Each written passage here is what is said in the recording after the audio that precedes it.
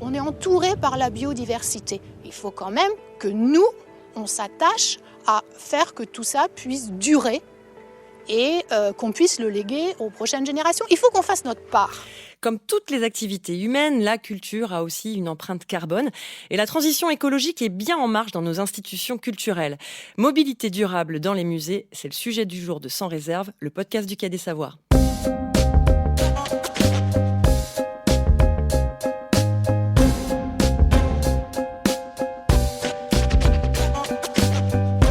Quelle est la part des transports dans l'empreinte carbone des musées ?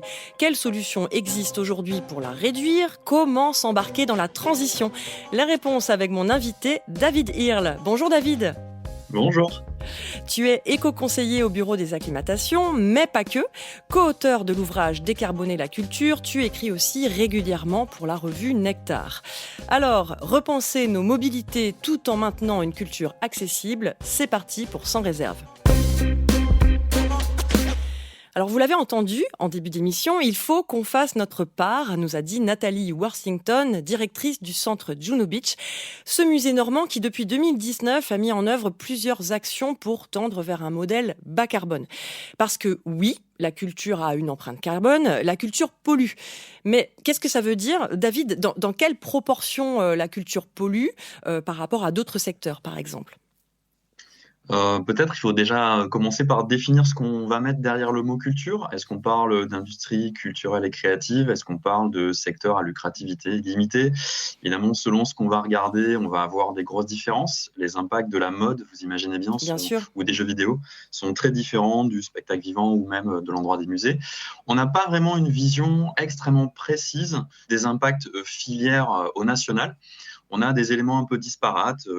Par exemple, on sait que l'ensemble du champ des arts visuels, ça c'est une étude qui a été faite par des collègues anglais de Dulles Bicycle, ça pèse à peu près 70 millions de tonnes par an. Si je devais vous donner un comparatif, c'est 3,5, 4 centrales à charbon à peu près. Donc ça, c'est l'impact des arts visuels au niveau mondial, tout compris. Les musées, les galeries, etc., etc. Mais bien évidemment, les chiffres sont forcément différents selon les domaines, qu'on parle de festivals, de musées, d'opéra, de cinéma. Mais est-ce qu'il y a quand même une tendance ? Est-ce qu'il y a des sources principales de pollution ? Oui, alors après, une fois qu'on regarde dans le détail, au-delà de la question qui est les ordres de grandeur vis-à-vis d'autres secteurs, quand on regarde dans le détail les typologies d'impact carbone, j'insiste, parce qu'il y a d'autres typologies d'impact environnementaux, mais quand on regarde les impacts carbone de la culture, ce qu'on constate, c'est que, mis à part quelques exceptions, par exemple la filière livre où le papier va beaucoup compter, ce qu'on va retrouver dans quasiment toutes les typologies de projets, ça va être 3-4 grands chantiers: transport et mobilité, alimentation, énergie, c'est-à-dire chauffage, climatisation, et puis, si les projets sont très numérisés, la place du numérique. Voilà, c'est ça les grands postes. Et dans les filières spectacle vivant, musée, événementiel en général, la grosse typologie d'impact va être liée aux mobilités, où la plupart du temps, j'aime bien dire qu'on a un ratio 2 tiers, 3 quarts d'impact qui est lié directement au transport mobilité. Ouais, donc mobilité, ça englobe mobilité de nos publics, mobilité des équipes sur le terrain, mobilité des œuvres. Ouais, ben là c'est pareil, quand j'essaye de généraliser, ce qui est jamais simple, parce que les typologies de projets sont toutes distinctes, donc on a des vraies spécificités en fonction des projets. J'utilise à peu près les mêmes ordres de grandeur et ratios en disant que c'est aussi 2 tiers, 3 quarts de l'impact qui est lié au minimum à la mobilité des publics. Et derrière, on va trouver le reste qui est mobilité des œuvres, mobilité des artistes, mobilité des domiciles-travail. Voilà, ça peut varier en fonction de typologie de projet, mais si je devais donner des ordres de grandeur un peu généraux, ça ressemblerait à ça. Et avant de parler de ce sujet de la mobilité, une question sur la mesure de cette pollution. Comment cette empreinte carbone peut être mesurée ? Alors ça, c'est une vraie belle question. Alors vous vous doutez bien qu'on on mesure pas vraiment les atomes de CO2 émis en direct. Donc ce qu'on va faire, c'est du calcul à partir de recueils de données. Donc on va se demander, par exemple, typiquement, combien de personnes viennent dans mon musée en vélo, en voiture, en avion, combien de kilomètres elles font. Et à partir de ça, on va appliquer ce qu'on appelle un facteur d'émission pour constituer et fabriquer le bilan carbone global. Facteur d'émission qui n'est pas construit par nous, qui nous est donné par les ingénieurs de l'ADEME, c'est l'Agence de développement et de maîtrise de l'énergie, et qui font qu'on sait que, par exemple, 1 kilomètre en voiture, ça va tourner autour de 150 à 180 grammes de CO2, par exemple. Oui, c'est des calculs approximatifs avec des abacs ou des modèles, c'est ça. Et C'est ça. tu parles du bilan carbone, justement. Fin 2023, le ministère de la Culture a publié un guide d'orientation, d'inspiration pour la transition écologique de la culture. Et parmi les objectifs, il y a celui du bilan carbone, où ils annoncent que dès la fin de l'année 2025, 100% des établissements du ministère de la Culture disposeront d'un bilan de carbone de moins de 3 ans et qu'il y a un objectif à l'horizon 2027 qui est que 100% des acteurs culturels fin 2027 mesureront l'impact de leurs événements ou de leur production. Donc ça veut dire qu'il faut impérativement qu'on passe par ce bilan carbone.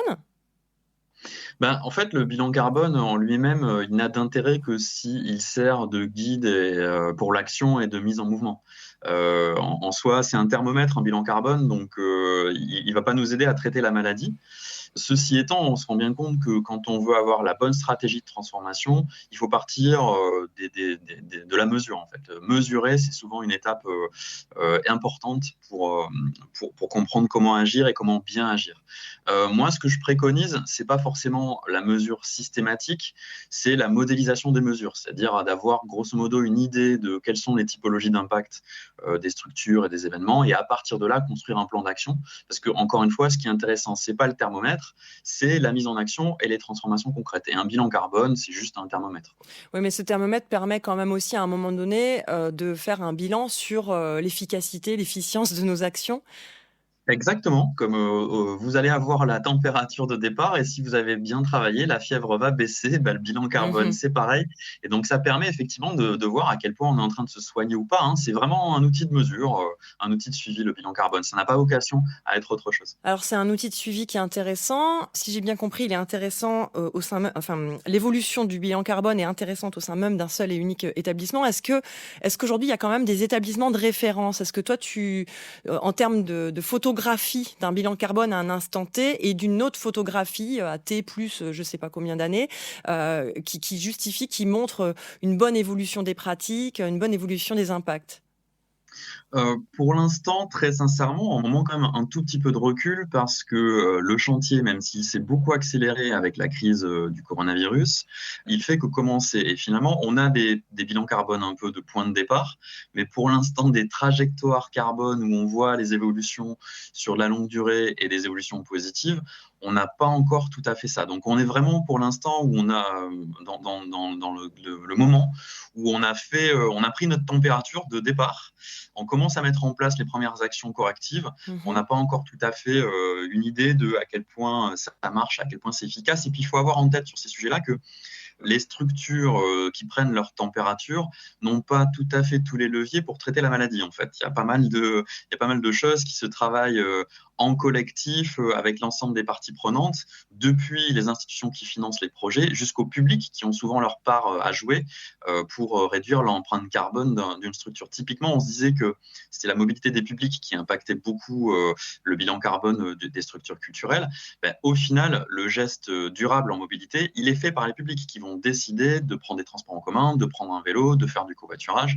Alors évidemment, la structure culturelle peut tout mettre en place pour qu'il le fasse, mais in fine, c'est bien le participant, le visiteur qui a l'élément décisif pour la baisse du bilan. Et d'ailleurs, un élément de persuasion, motivation, si je peux dire, c'est certainement l'argument tarifaire. Je pense au Juno Beach, au centre Juno Beach, dont on a entendu la directrice en début d'émission, qui a mis en place un partenariat, une convention avec la SNCF, et les visiteurs qui justifient d'un billet de train bénéficient en fait d'une réduction de 30% de l'entrée au musée.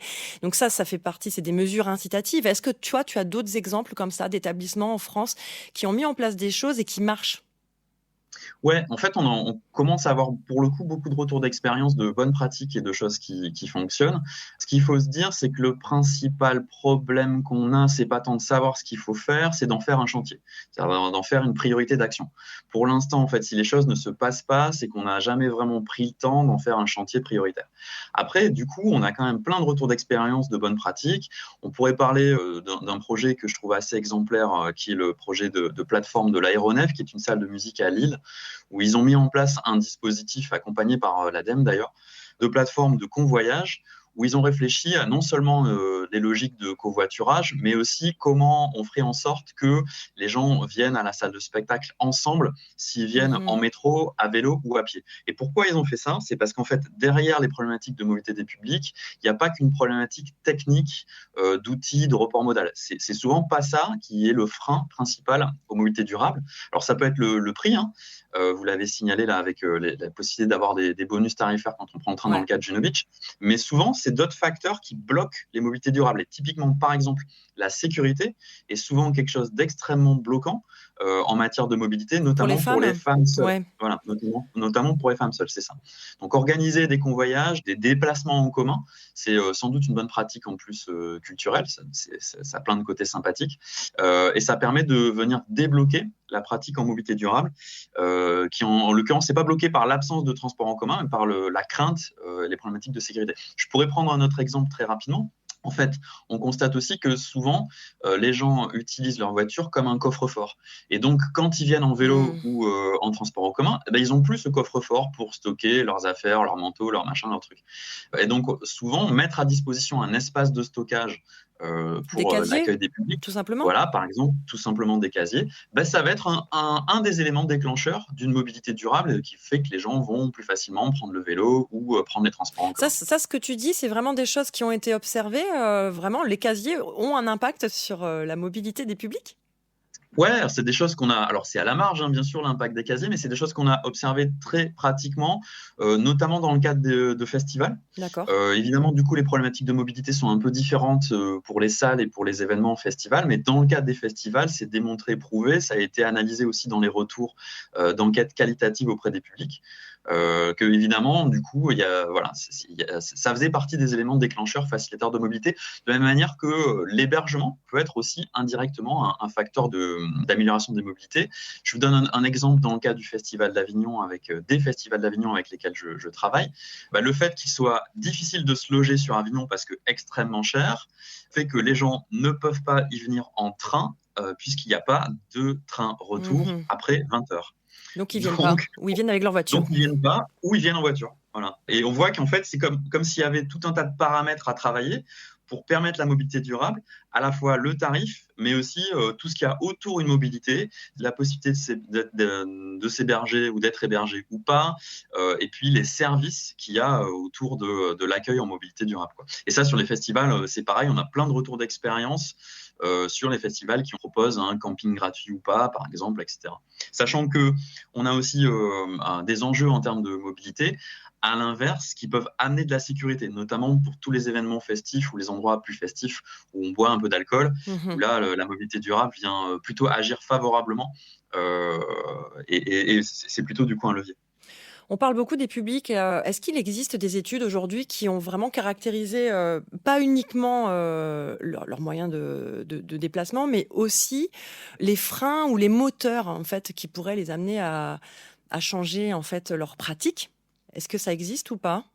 Alors, on manque encore un peu d'études sur ce sujet-là, mais on a un super chantier en cours qui s'appelle Festival en mouvement, qui a lancé justement une analyse comportementale et sociologique des freins aux mobilités vraiment plus pointue que tout ce qu'on a fait jusqu'à maintenant. Donc, on en attend avec impatience les retours, mais j'ai une autre étude hyper intéressante qui, moi, me questionne, qui vient d'être réalisée par le Prodis, où on constate que, pour l'instant, dans le cadre des activités culturelles, il n'y a que 14% des publics qui finalement infléchiraient leurs pratiques en fonction d'une pondération impact environnemental et offre culturelle. Pour le dire de façon plus claire peut-être, seulement 14% des personnes sont tout à fait sûres de ne pas aller à un concert ou voir une exposition s'ils savent que cette exposition ou ce concert a été produite dans de mauvaises conditions. Et c'est assez faible en fait. Ça veut dire qu'à l'endroit des activités culturelles, les publics sont plutôt pour l'instant pas encore tout à fait mûrs pour réaliser qu'il y a aussi un endroit d'effort. Là où sans doute sur les pratiques alimentaires, c'est plus acquis. Sur les pratiques culturelles, ça reste un espace encore un peu sanctuaire où on se dit, bon, c'est pour voir un concert ou une exposition, alors je vais prendre l'avion, alors voilà, je vais faire un truc dont je sais objectivement que c'est polluant. C'est une étude intéressante. Ce que tu dis là, c'est qu'on a aussi du coup un travail, nous, établissements culturels, à communiquer sur les actions, les choses qu'on met en œuvre dans les process d'éco-conception des expos, par exemple, etc. Il faut qu'on communique en fait sur cette dimension-là. Au-delà de la sensibilisation sur le sujet de la transition écologique en général, on a un travail à faire de transparence, en fait, tu dis, sur...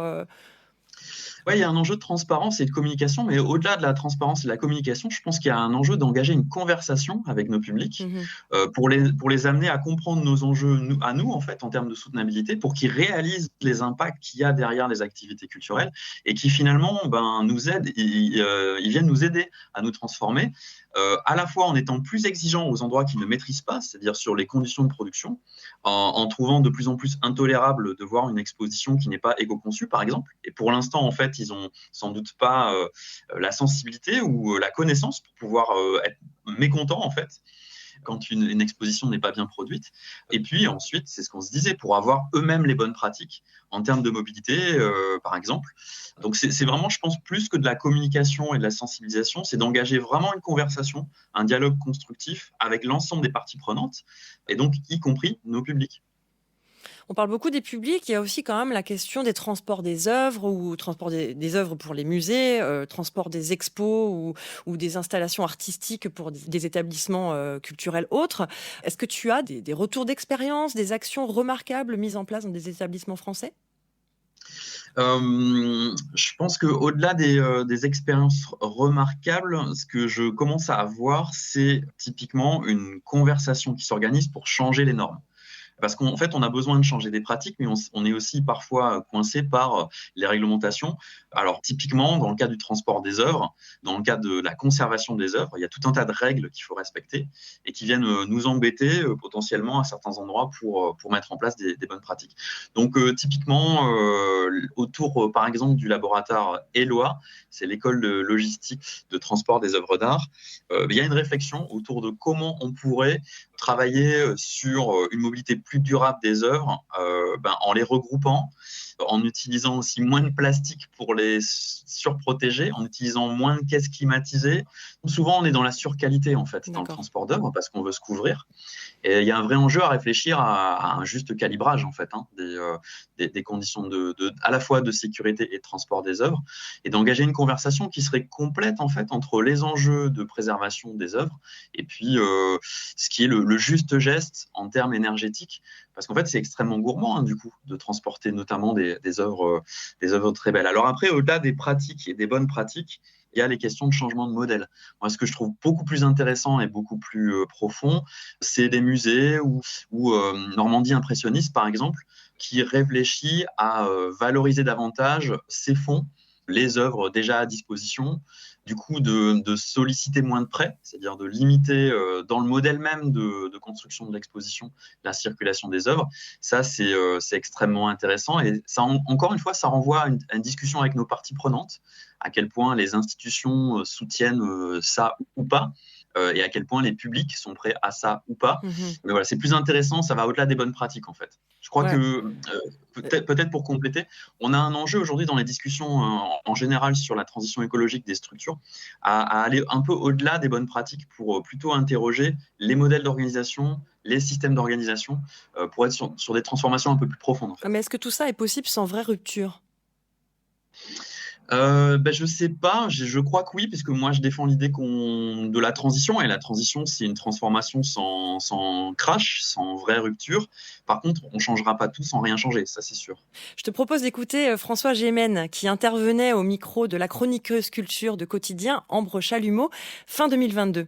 Pour moi c'est important que les œuvres d'art puissent voyager entre musées, puissent être exposées à différents publics. C'est très important que les gens puissent assister à des concerts parce que ça crée un rapport particulier avec la musique. Et donc la question c'est, est-ce qu'il faut sacrifier tout cela au nom de l'empreinte carbone ? Je pense qu'il faut essayer de trouver une sorte de réflexion sur l'utilité sociale de notre empreinte carbone. 2 personnes qui prennent un Paris-New York vont avoir la même empreinte carbone. Peut-être que l'une d'elles va passer une année d'études dans une université américaine, l'autre va peut-être faire du shopping sur la 5e avenue pendant un week-end. C'est la même empreinte carbone et pourtant c'est pas la même utilité sociale. Alors, la notion d'utilité sociale qu'évoque François Gémen est très intéressante et elle renvoie à la mission même de la culture, faire du lien, partager, transmettre. Est-ce que tu as connaissance de groupes de travail, de projets comme ça qui commencent à pondérer cette notion d'empreinte carbone justement en prenant en compte cette notion d'utilité sociale? Non, mais merci. J'aimerais répondre à François Gémen aussi. Parce qu'à la fois, je suis d'accord avec lui et pas d'accord. Je suis d'accord avec lui parce que oui, il faut qu'on fasse ce travail de pondération sur l'utilité sociale de ce qu'on fait. Et on ne peut pas tout à fait comparer les dépenses carbone quand on mange un hamburger et quand on va voir un concert. Et je crois qu'il faut qu'on ait cette Bien sûr. conversation sur l'utilité sociale. En même temps, c'est pour ça que moi, je fais ce métier, d'aller essayer de repousser les seuils de la soutenabilité pour permettre aux œuvres de continuer à circuler demain. Si on ne fait pas le boulot de travail en soutenabilité de la circulation des œuvres et des artistes, on va de toute façon se confronter à un mur probablement économique qui va venir nous gêner, nous embêter sur cet endroit des circulations. Donc moi, mon métier, je le dis souvent, c'est d'essayer de repousser les seuils de soutenabilité et de faire qu'on puisse faire circuler des artistes demain et à échanger des œuvres demain. D'ailleurs, je l'ai fait dans le cadre d'un travail collectif qu'on a mené avec un réseau de musique du monde qui s'appelle Zone Franche. On a constitué un groupe de travail qu'on a appelé la mini-convention climat du réseau Zone Franche.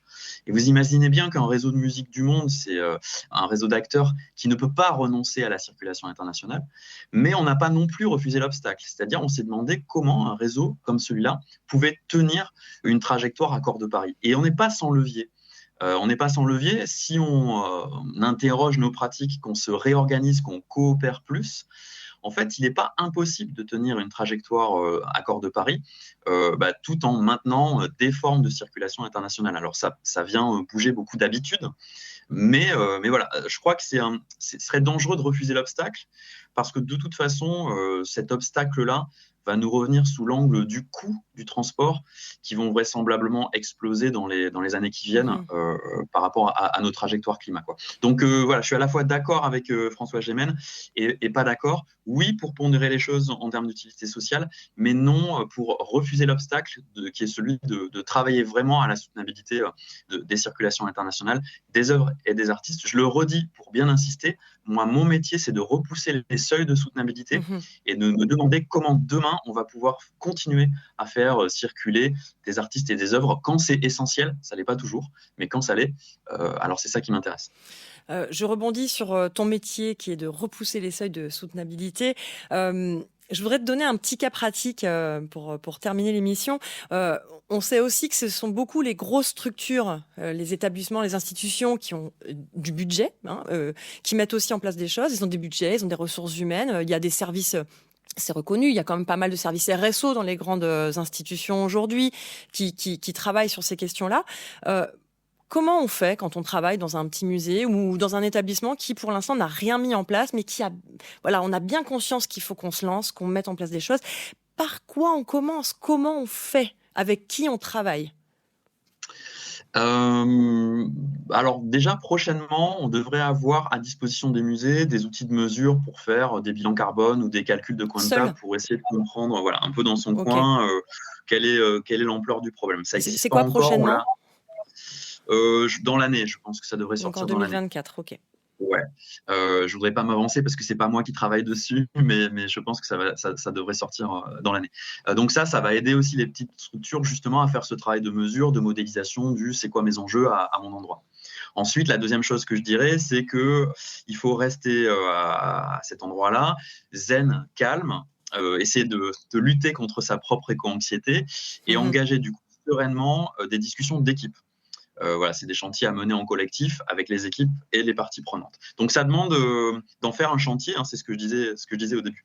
Et après, une fois que c'est un chantier, une fois qu'on s'est dit ok, on veut mettre ça en travail, la proposition que moi je fais, c'est d'essayer d'ouvrir prioritairement des chantiers où on a des co-bénéfices, soit des co-bénéfices économiques, soit des co-bénéfices en termes de qualité de vie au travail ou de Qu'est-ce que tu appelles co-bénéfice? Alors un co-bénéfice, c'est par exemple quand vous allez réduire votre facture d'électricité, non seulement c'est bon pour la planète parce que vous allez consommer moins de nucléaire ou réduire vos émissions de gaz à effet de serre, mais en plus c'est bon pour votre budget à la fin de l'année, vous allez dégager des marges artistiques.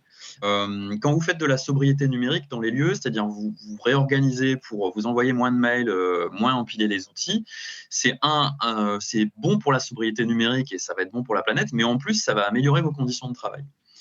Donc en fait, moi, ce que j'invite à faire quand on est une petite structure et qu'on a moins de moyens, c'est surtout pas rentrer dans une logique de normes, qui est la logique RSE, RSO, et qui est adaptée aux grandes structures où il y a des procédures à respecter. Voilà. Donc c'est des logiques extrêmement adaptées aux grosses structures, mais plutôt de rentrer dans une logique de réorganisation interne, voilà, en équipe, et en ouvrant les chantiers identifiés comme prioritaires, sur lesquels on peut générer des co-bénéfices. Le co-bénéfice des mobilités dont on parlait, notamment des mobilités durables des publics, c'est juste de faire venir les gens, en fait. Pourquoi c'est intéressant de travailler les mobilités durables des publics? C'est qu'on vient se poser la question d'un développement de projet. Il ne s'agit pas de faire venir moins de monde, il s'agit de se demander comment on les fait venir dans des meilleures conditions pour que ça coûte moins cher, pour que ce soit plus confortable. Donc il y a un joli co-bénéfice et qui moins en fait impactant. Voilà. Et au final, du coup, la baisse d'impact environnemental, elle est une conséquence de ces actions qu'on mène pour d'autres raisons. Et moi, je trouve ça très chouette. Et à l'échelle des petites structures, pour moi, c'est comme ça qu'il faut fonctionner. Pour les grosses structures, je suis un peu plus méchant. Et là, j'ai un angle d'analyse qui est plus celui de la baisse d'impact. David, un grand merci pour nos échanges sans réserve. C'est déjà fini pour aujourd'hui. Et pour aller plus loin, rendez-vous sur le site web du Quai des Savoirs pour retrouver toutes les références partagées dans cet épisode. Et toujours dans la collection Musée Durable, je vous invite à écouter notre épisode sur les expos responsables. N'hésitez pas à nous suivre et à en parler autour de vous. Faites du bruit sans réserve, une émission réalisée par Arnaud Maisonneuve, à la prise de son Laurent Codoul, une production Quai des Savoirs. Je vous dis à très vite et surtout, restez curieux.